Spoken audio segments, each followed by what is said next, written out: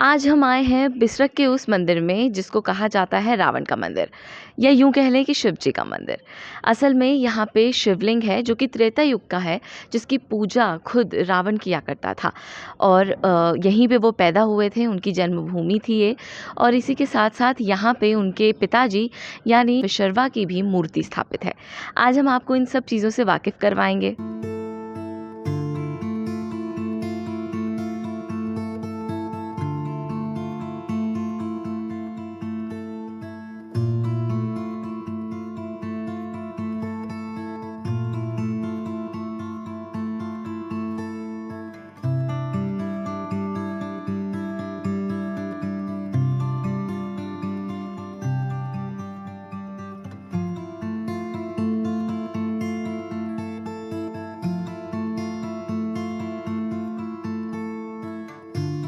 उम्मीद है आपने जो भी अभी कुछ देखा वो आपको देखने में ही पता चल रहा होगा कि क्या त्रेता युग से मौजूद वो शिवलिंग जो यहाँ पे स्थापित है वो कितना ज़्यादा महान होगा। वो 8 फीट ज़मीन के नीचे है और उससे भी कहीं ज़्यादा दिव्य ये हमें ऊपर ज़मीन के ऊपर भी दिख रहा है। चलिए अब इसकी आगे की कहानी, आगे के वाक्य हम मंदिर के प्रमुख पंडित जी से पूछ लेते हैं।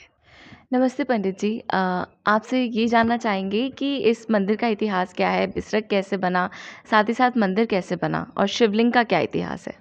स्वयंभू है, जी। जमीन से निकला हुआ शिवलिंग है। ये कभी पुलस्त मुनि का आश्रम हुआ करता था, यानी रावण के ग्रैंडफादर। अच्छा। उनके पिता का भी जन्म यहीं हुआ, उसके पश्चात रावण का भी जन्म यहीं हुआ। सभी भाइयों का, बहनों का जन्म यहीं पर हुआ है, यहीं बड़े हुए हैं और यहीं से वो लंका चले गए। तो वो यहाँ से लंका क्यों चले गए? लंका में उनके बड़े भाई का राज था, जी। कुबेर का। बाद में फिर वो बलपूर्वक लंका उसने हथिया ली। हथिया ली, कुबेर से छीन ली। जी। वो वहाँ का राजा बन गया। गांव का इतिहास गांव ज़्यादा पुराना नहीं है, ज़्यादातर 700-800 वर्ष पुराना है। 700-800 वर्ष ये पुराना। मुगलों के समय का बसाया हुआ गांव है। पहले यहाँ जंगल हुआ करता था। अच्छा। हम्म।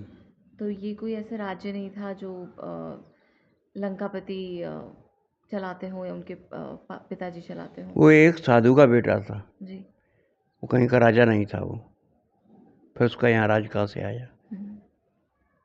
राजा तो लंका में हुआ जाके, तो राज लंका में। रावण की माता जी का विवाह हुआ है। ये 3 भाई थे, माली, माल्यावन और सोमाली। जी।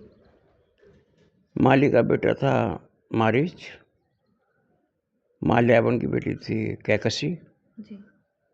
और सोमाली के 2 बेटे थे खर और दूसर। हम्म। तो कैकसी ने ब्रह्मा जी की तपस्या करके प्रसन्न किया, उनसे वरदान मांगा अच्छा। कि हमें ऐसा पुत्र हो जिसका तीनों लोकों में राज्य हो। हम्म। तो उन्होंने कहा ऐसा पुत्र तुम्हें बेटी जब भी मिल सकता है, कैसे शक्तिशाली पति भी हो। तुम जाओ और महर्षि विश्वेश्वरवा पृथ्वी पर तपस्या कर रहे हैं, उनसे विवाह कर लो। उसके बाद उसने आके विश्वेश्वरवा से विवाह किया, जिससे 3 बेटे पैदा हुए, जी। रावण, कुंभकर्ण और विभीषण। बेटी पैदा हुई जिसका नाम था शूर्पणखा। जी। यहीं पर पढ़े लिखे बड़े हुए, तपस्या की उन्होंने, सभी ने वरदान पर, कुंभकर्ण ने भी वरदान मांगा है।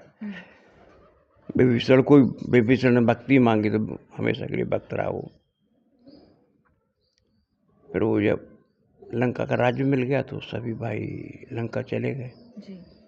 विश्वेश्वरवा फिर बाद में यहीं रह गए। उसके पश्चात विश्वेश्वरवा का कोई इतिहास मिला नहीं।